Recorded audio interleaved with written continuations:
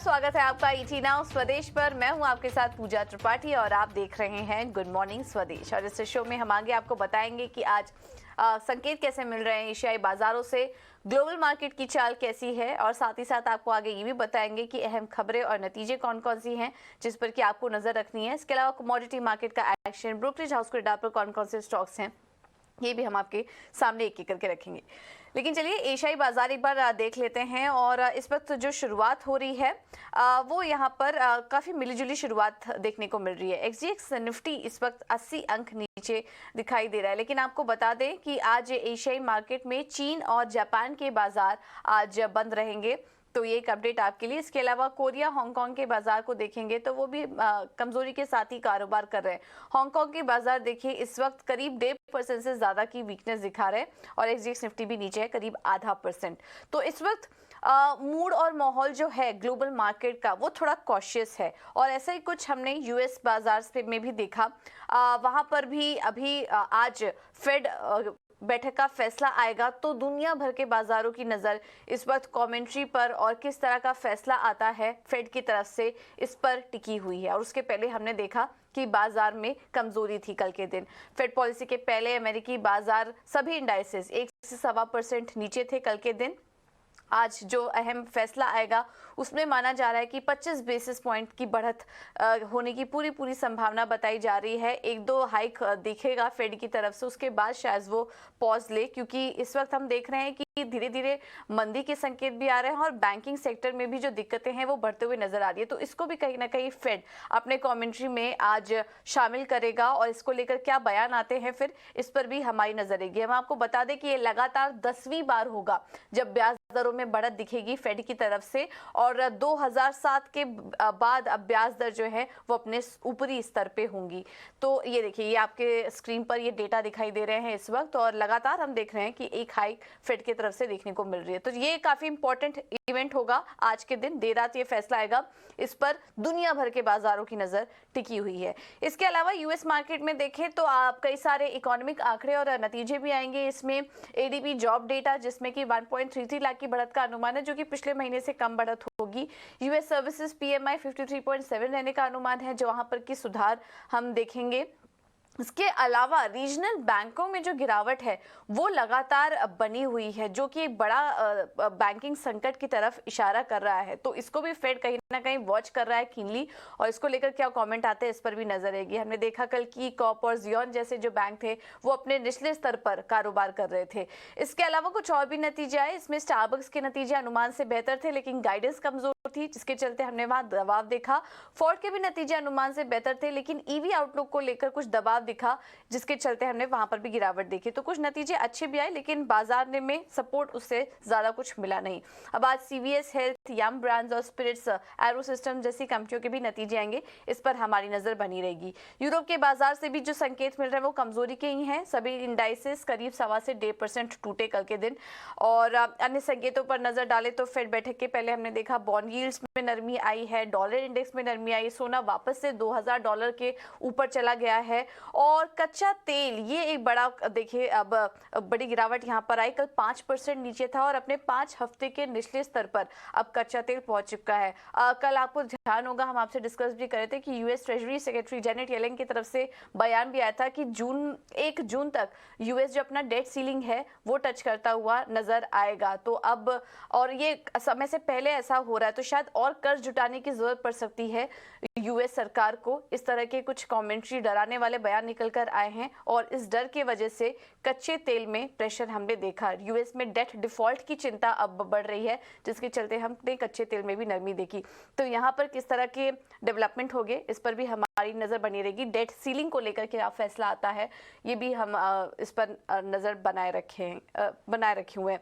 तो ओवरऑल इस वक्त बाजार वेट एंड वॉच स्थिति के मोड में है और फेड का फैसला ये काफी अहम आने वाला है। कमेंट्री काफी इंपॉर्टेंट रहेगी जिस पर कि आज हमारी नजर होगी।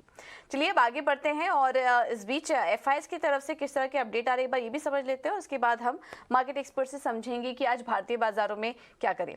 संस्थागत निवेशकों ने कैश मार्केट में अगर देखें तो एफआईएस की तरफ से 390 करोड़ के आसपास की बिकवाली हुई है। घरेलू निवेशकों ने 1997 करोड़ की खरीदारी की है, तो यहाँ से काफी अच्छा सपोर्ट मिल रहा है इस वक्त डीआईएस की तरफ से। इंडेक्स फ्यूचर में 1980 करोड़ की खरीदारी का आंकड़ा है। इंडेक्स ऑप्शन में बड़ा आंकड़ा है बिकवाली का 15,940 करोड़ के आसपास का।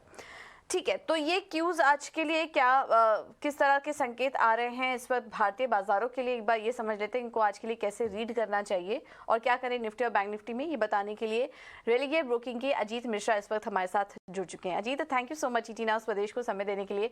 क्या करें आज निफ्टी और बैंक निफ्टी में? गुड मॉर्निंग पूजा। देखिए, जिस तरीके से मार्केट का टोन है, नो डाउट काफी स्ट्रॉन्ग रिकवरी देखने को मिली है और कल का सेशन भी ठीक ठाक ही मैं कहूँगा, जिस तरीके से हमने क्लोज कर पाए करीब आधे % गेन के साथ। बट अब मुझे लग रहा है पूजा 118,118,200 का जो बैंड है, यहाँ पे थोड़ा बहुत मार्केट रेस्ट कर सकता है और क्योंकि इम्पोर्टेंट इवेंट भी है तो उसका रिएक्शन कल देखने को मिलेगा। तो उसके हिसाब से मुझे लगता है कि आज का डे कंसोलिडेशन का होगा, बट टोन पॉजिटिव रहेगी। तो इसमें आपको क्या करना है, आपको डिप करीब 18,060 के अराउंड पे अगर आपको एक डिप मिलता है तो वहाँ पे लॉन्ग के लिए देखिए 17,940 दूसरा सपोर्ट होगा, वही आपका स्टॉप लॉस होगा। वहीं पे 18,210 से लेकर 340 का जोन, ये ऊपर पे आपका रजिस्ट्रेशन से डायरेक्ट करता हुआ नजर आएगा।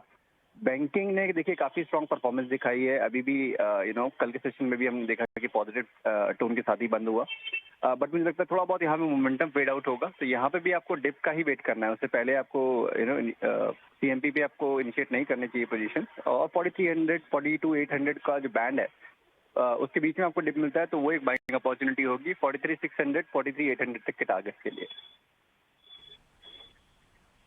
बिल्कुल। तो 6 दिन से लगातार चल रहे थे, हमने देखा भारतीय बाजार, कल भी शानदार तेजी थी, लेकिन अब यहाँ से कंसोलिडेशन देखने को मिल सकता है। ग्लोबल इवेंट्स भी काफी सारे होंगे, तो उस लिहाज से सपोर्ट और रेजिस्टेंस लेवल पर नजर रखिए। कोई डिप आता है वहां पर एंट्री लेने की कोशिश कीजिए। अच्छी बात यह है कि ओवरऑल जो टोन है वो पॉजिटिव ही नजर आ रहा है बाजार का।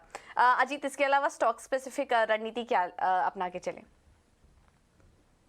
अक्रॉस सेक्टर आपको जिस तरीके से पार्टिसिपेशन इंप्रूव हुई है, उम्मीद यही है कि ये टोन कंटिन्यू रहेगी। जैसे कि कल ओएनजीसी में आपने एक फ्रेश ब्रेकआउट देखा काफी स्ट्रॉन्ग वॉल्यूम्स के साथ, तो वहां पे आप देख सकते हैं लॉन्ग पोजीशन 170 तक के टारगेट 161.5 के स्टॉप लॉस के साथ।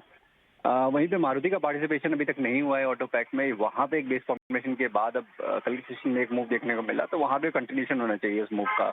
तो नियर टर्म में करीब 89-80 तक के लेवल्स पॉसिबल हैं यहाँ पे, तो 8640 के स्टॉप के साथ मारुति को भी आप लॉन्ग कर सकते हैं।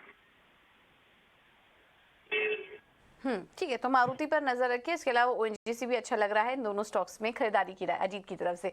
Ajit, thank you so much समय देने के लिए और ये रणनीति सुझाने के लिए। बाजार पर भी और स्टॉक स्पेसिफिक आइडियाज भी आपको अभी बताए, आगे और भी इस तरह के आइडियाज हम शेयर करेंगे।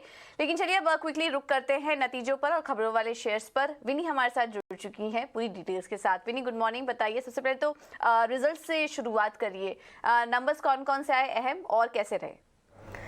एब्सोल्युटली। तो पहले बात करते हैं निफ्टी कंपनी टाटा स्टील, जिसने नंबर्स रिपोर्ट किए, स्ट्रॉन्ग नंबर्स आए हुए हैं। हम लोग ने क्वार्टर ऑन क्वार्टर बेसिस जो कंपैरिजन किया हुआ है वहाँ पे अगर आई की ग्रोथ देखें तो 10.3% की है। मुनाफा भी ग्रो हुआ है around, actually last time loss था और ये टाइम प्रॉफिट हो चुका है, तो ये एक पॉजिटिव साइन भी है। और प्रॉफिट आया हुआ है 1700 करोड़ के आसपास। ऑपरेटिंग परफॉर्मेंस में भी इंप्रूवमेंट दिख रही है। तो इबिटा ऑपरेटिंग ओवरऑल देखें तो वहाँ पे इंक्रीज हुई है 78.4% से क्वार्टर ऑन क्वार्टर बेसिस पे, और मार्जिन्स में भी 400 बेसिस पॉइंट से ज़्यादा की इंप्रूवमेंट हुई है। तो स्ट्रॉन्ग नंबर्स आए हुए हैं टाटा स्टील से। अंबुजा सीमेंट, वहाँ पे नंबर्स देखें तो थोड़े इनलाइन सेटअप नंबर्स ही बोल सकते हैं जो एस्टिमेट्स के हिसाब से थे। रेवेन्यू में ग्रोथ 8.4% की थी। मार्जिन्स थोड़ी डिक्लाइन हुई है, इबिटा मार्जिन्स यहाँ पे 150 बेसिस पॉइंट की डिक्लाइन दिख रही है अंबुजा सीमेंट के मार्जिन्स में। रियलाइजेशन ऊपर गए हैं 0.7% से, मेनली क्योंकि वॉल्यूम इंक्रीज हुआ है। तो अंबुजा सीमेंट भी आज फोकस में ही रहेगा, थोड़ा इनलाइन सेट ऑफ नंबर्स वहाँ पे आया हुआ है। स्पंदना सुरती, काफ़ी अच्छे नंबर्स आए हुए हैं कंपनी के ये टाइम Q4 FY23 में।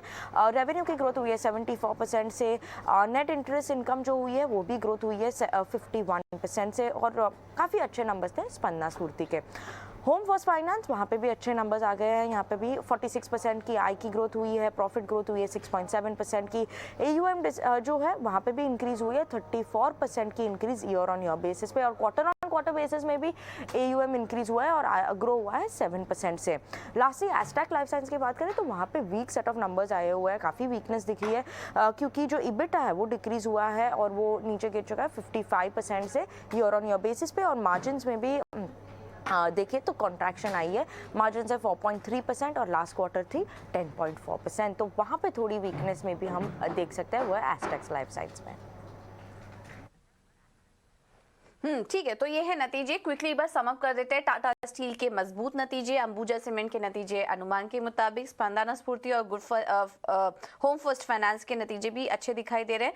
एस्टेक लाइफ के कमजोर नंबर्स हैं, तो ये कुछ नंबर्स उसका एनालिसिस अभी आपको विनी करके बता रही थी। विनी, इसके अलावा खबरों वाले शेयर्स कौन कौन से हैं? तो M&M फाइनेंस पहले बात करते हैं क्योंकि यहाँ पे उनकी अप्रैल की जो अपडेट आई हुई है, ओवरऑल डिस्बर्समेंट्स जो है वहाँ पे देखिए तो अराउंड 39% की ईयर ऑन ईयर बेसिस पे ग्रोथ हुई है, काफ़ी हेल्दी है वहाँ पे उन कंपनी की डिस्बर्समेंट्स अप्रैल के महीने में, और कलेक्शन एफिशिएंसी भी है 92% पे for the month of April. तो यहाँ पे ये फोकस में रहेगा क्योंकि M&M फाइनेंस की अप्रैल की अपडेट आई हुई है। इंडोस्टार कैपिटल फोकस में है क्योंकि प्रमोटर कंडक्ट करने वाला है OFS जो है ऑफर फॉर सेल, और ये 1.93 करोड़ इक्विटी शेयर्स के लिए है जो है 14.2% स्टेक जो होती है, और ये फ्लॉप प्राइस जो डिसाइड हुआ है वो है 95 रुपीज़ पर शेयर, जो है 23% डिस्काउंट करंट मार्केट प्राइस से देखें तो इंडोस्टार कैपिटल भी थोड़ा फोकस रहेगा आज। आलू वाला कॉन्ट्रैक्टर यहाँ पे कंपनी ने अवार्ड विन किया हुआ है अराउंड 2450 करोड़ का, तो उस हिसाब से आलू वाला कॉन्ट्रैक्टर भी फोकस में है। BEPL फोकस में है क्योंकि कंपनी कंसिडर करने वाली है बोनस शेयर्स अलॉन्ग विथ उनके नंबर्स 14 मई को, तो बोनस शेयर्स और नंबर्स के हिसाब से हम लोग थोड़ा फोकस में रहेंगे क्योंकि बोनस की न्यूज़ पे मे बी आज BEPL फोकस में रहेगा। Sterling and Wilson credit rating ने डाउनग्रेड किया हुआ है बाय इंडिया रेटिंग, जो डाउनग्रेड आई है वहाँ पे BBB+ था रेटिंग फ्रॉम पहले A+ रेटिंग आया था, तो BBB+ रेटिंग अभी हो गया है एंड दिया है नेगेटिव इम्पैक्ट, तो यहाँ पे थोड़ी फोकस भी रह सकती है स्टर्लिंग एंड विल्सन पे। उसके अलावा सिप्ला, क्योंकि US FDA ने जो गुड मैन्युफैक्चरिंग प्रैक्टिस है इंस्पेक्शन किया था, और वो इंस्पेक्शन हुई थी उनकी एक सब्सिडरी, होली ओन सब्सिडरी जो US में है, वहाँ पे इंस्पेक्शन हुई थी पर 0 ऑब्जर्वेशंस मिले थे फॉर्म 483 में, तो कोई चिंता की बात वहाँ पे नहीं है। और लास्टली अतुल ऑटो, क्योंकि यहाँ पे न्यूजेन कैपिटल सर्विसेज ने बेचे हैं अतुल ऑटो के शेयर्स, और कल हमने देखा था अतुल ऑटो काफ़ी गिर चुका था, तो यहाँ पे शेयर्स बेचे हुए न्यूजेन कैपिटल सर्विसेज ने, तो आज भी अतुल ऑटो फोकस में रहेगा। ऑलराइट, बहुत शुक्रिया विनी आपका ये सारी जानकारी देने के लिए। तो अतुल ऑटो फोकस में रहेगा। इसके अलावा सिप्ला पर भी नजर रखिए, कंपनी में जांच हुई थी जिसमें कि कोई गड़बड़ी नहीं पाई गई है। अब आगे बढ़ते हैं, क्विकली आपके सामने रखते हैं कि इन खबरों के चलते और नतीजों जो आए हैं उस पर ब्रोकरेज हाउस की रिपोर्ट्स क्या कह रही हैं। वामाक्षी के पास है सारी डिटेल्स। वामाक्षी, गुड मॉर्निंग, बताइए। जी बिल्कुल, अच्छे नतीजों बाद हम देख रहे हैं टाटा स्टील पर ब्रोकरेजेस आए हैं। JP मॉर्गन की तरफ से ओवरवेट की राय आ रही है टारगेट प्राइस 150 के साथ, और मॉर्गन स्टैनली की तरफ से इक्वल वेट की राय आ रही है टारगेट प्राइस 110 के साथ। ब्रोकरेजेस का लार्जली कहना है कि मजबूत भारतीय कारोबार ने वीक यूरोपियन कारोबार को ऑफसेट किया है, और इसी के चलते अनुमान से काफ़ी मजबूत नंबर्स पोस्ट किए हैं। स्टैंड अलोन EBITDA हालांकि काफ़ी मजबूत रहा है, दोनों रियलाइजेशंस और लोअर ऑपरेटिंग कॉस्ट के चलते। डेट रिडक्शन भी पॉजिटिव है, और इनफैक्ट स्टॉक पॉजिटिवली रिएक्ट कर सकता है उनके Q4 नंबर्स से। तो अगर हम देखें तो ब्रोकरेज भी पॉजिटिव नजर आ रहे हैं टाटा स्टील पर। M&M फाइनेंशियल्स पर हम देख रहे हैं अप्रैल 2023 का अपडेट आया है कंपनी की तरफ से, और जेफरीज और मॉर्गन स्टैनली दोनों ही रिपोर्ट बनाई हैं। जेफरीज ने होल्ड की राय बरकरार रखी है टारगेट प्राइस 270 के साथ, और मॉर्गन स्टैनली ने ओवरवेट की राय दी है टारगेट प्राइस 310 के साथ। ब्रोकरेजेस का मानना है कि काफ़ी मजबूत डिस्बर्समेंट देखने मिले हैं, रेंज बाउंड असेट क्वालिटी रही है, और कलेक्शन एफिशिएंसी भी बढ़ी है। इनफैक्ट उनका मानना है कि स्टॉक हायर वैल्यूएशंस कमांड कर सकता है जैसे जैसे वो अपने एग्जीक्यूशन ट्रैक रिकॉर्ड बिल्ड करता है। इसके अलावा जेफरीज की तरफ से सिप्ला पर भी रिपोर्ट आई है। वो एक्सपेक्ट कर रहे हैं कि 12 मई को जो कंपनी Q4 नंबर्स रिपोर्ट करेगी वो काफ़ी मजबूत होंगे। इनफैक्ट जेनेरिक एडवेयर का जो अप्रूवल आएगा US FTA से और इंडोर प्लांट की क्लासिफिकेशन पर जो कमेंट्री आएगी ये काफ़ी इंपॉर्टेंट रहेगी ट्रैक करने को। अगर ये प्लांट का क्लासिफिकेशन फेवरेबल होता है तो स्टॉक 1095 के बुल के सिनेरियो तक रैली कर सकता है। अगर ये नहीं होता है, हालांकि स्टॉक अपने बेयर केस वैल्यू 740 जो है उसको टेस्ट कर सकता है, मगर अभी के लिए जेफरीज की तरफ से होल्ड की राय बरकरार है सिप्ला पर टारगेट प्राइस 900 के साथ। और आखिर में हम फोकस करेंगे सीमेंट सेक्टर पर। JP मॉर्गन की तरफ से रिपोर्ट आ रही है और इनका कहना है काफ़ी वीक और नॉइसी क्वार्टर रहा है ये बार। इनफैक्ट वीक प्राइसिंग देखने मिली है, लॉस ऑफ वॉल्यूम भी देखने मिला है और इसी का इम्पैक्ट हमें Q4 नंबर्स पर दिखा है, मगर जो कंपनीज ने लार्ज कैपेसिटी एडिशन किया है वो पॉजिटिव है। तो ओवरऑल ACC और अंबुजा पर न्यूट्रल की राय बरकरार है। ACC का टारगेट प्राइस घटाकर 1765 कर दिया है और अंबुजा का टारगेट प्राइस घटाकर 385 कर दिया है। थैंक यू वामाक्षी ये सारी जानकारी देने के लिए। तो ढेर सारी ब्रोकरेज हाउस की रिपोर्ट्स हैं सीमेंट पर, नतीजों पर, इस पर की हमारी नजर रहेगी। चलिए एक छोटे से ब्रेक करते हैं और गो फर्स्ट के जो दिवालिया होने की खबर आ रही है, दिवालिया की अर्जी देने के बाद गो फर्स्ट को लेकर एक फिर से एक और बड़ी खबर आ रही है और इसमें एयरलाइन के लेंडर्स की आज बैठक होने वाली है। सूत्रों के हवाले से जानकारी मिल रही है कि इंसॉल्वेंसी की अर्जी देने को लेकर गो फर्स्ट ने लेंडर्स के साथ इस तरह का कोई डिस्कशन नहीं किया था। तो ये सूत्रों के हवाले से हमें खबर मिल रही है। ज्यादा जानकारी के लिए चलते हैं अंकुर मिश्रा के पास। अंकुर बताइए क्या डिटेल्स हैं आपके पास? जी हाँ, सूत्र यही बता रहे हैं कि गो फर्स्ट के जो लेंडर्स हैं वो एक अहम बैठक करने वाले हैं और इस बैठक पर चर्चा होगी कि जो एयरलाइन ने वॉलंटरली इंसॉल्वेंसी प्रोसीडिंग्स के लिए एप्लीकेशन दी है उसके बाद क्या स्ट्रैटेजी अपनाई जाए। आपको हम याद दिला दें कि गो फर्स्ट ने स्वतः ही मतलब अपने आप ही एक वॉलंटरी यानी दिवालिया की एप्लीकेशन फाइल की है कोर्ट में और यहां पर जो कंपनी का दावा है कि जो यूएस की कंपनी है प्रैट एंड विटनी, उसके जो इंजन्स हैं वो खराब थे, इसकी वजह से वो इस सिचुएशन में पहुंची है। लेकिन यहां पे लेंडर्स का मानना यह है कि उनका जो फंसा हुआ पैसा है वो कैसे वापस आएगा। सूत्र हमें यही बता रहे हैं कि कम से कम 6,500 करोड़ रुपए या उससे ज्यादा जो लेनदारी है वो हो सकती है कंपनी से। हालांकि इसमें जो ऑफिशियल जो फिगर है वो जब इंसॉल्वेंसी की प्रक्रिया चलेगी तभी पता चलेगी। लेकिन अभी हमें जो सूत्र बता रहे हैं उसके मुताबिक सेंट्रल बैंक ऑफ इंडिया का करीब 1500 करोड़ रुपए फंसा है। इसी के साथ बैंक ऑफ बड़ौदा का करीब 1400 करोड़ रुपए इस एयरलाइन में एक्सपोजर हो सकता है। अब लेंडर्स यही डिसाइड करना चाहते हैं कि ये जो रिकवरी है वो कैसे हो, क्या स्ट्रैटेजी अपनाई जाए। लेकिन देखना यह होगा कि कितनी जल्दी कोर्ट एक्चुअली पिटीशन एडमिट करता है ताकि जो इंसॉल्वेंसी कार्रवाई है वो शुरू हो सके। बिल्कुल, बहुत बहुत शुक्रिया अंकुर आपका ये जानकारी देने के लिए। तो एक बड़ी खबर आ रही है एविएशन स्पेस को लेकर, कंपनी को दिक्कत हो रही है अपने ऑपरेशंस कैरी ऑन करने में और कुछ बड़े बैंकों का एक्सपोजर भी है यहाँ पर। जो डिटेल्स आ रही है उसमें सेंट्रल बैंक, IDBI बैंक जैसे जो बैंक हैं उनका करीब 6,000 करोड़ से ज़्यादा का एक्सपोजर भी है। तो ये बैंक कुछ दिक्कत में आ सकते हैं और यहाँ पर आपको कुछ करेक्शन या दबाव भी दिख सकता है आज के दिन इस खबर के चलते। तो नज़र बनी रहेगी हमारी और जैसे ही कुछ अपडेट्स आता है हम आपके सामने रखते रहेंगे। लेकिन एक बड़ी खबर आ रही है इस वक्त और इस पर हमारी नज़र बनी हुई है। लेकिन चलिए अब आगे बढ़ते हैं और अब रुक करते हैं कमोडिटी मार्केट का। वहाँ पर क्या रणनीति अपनाएं ये बताने के लिए हमारे साथ केडिया कमोडिटीज से अजय केडिया जुड़ चुके हैं। Ajay ji, thank you so much इटीना स्वदेश को समय देने के लिए। सबसे पहले तो कच्चे तेल से शुरुआत करते हैं। भारी गिरावट आई है यहाँ पर और 5 हफ्ते के निचले स्तर पर पहुंच चुका है। क्या वजह देख रहे हैं आप और क्या यहाँ से और करेक्शन की उम्मीद कर रहे हैं?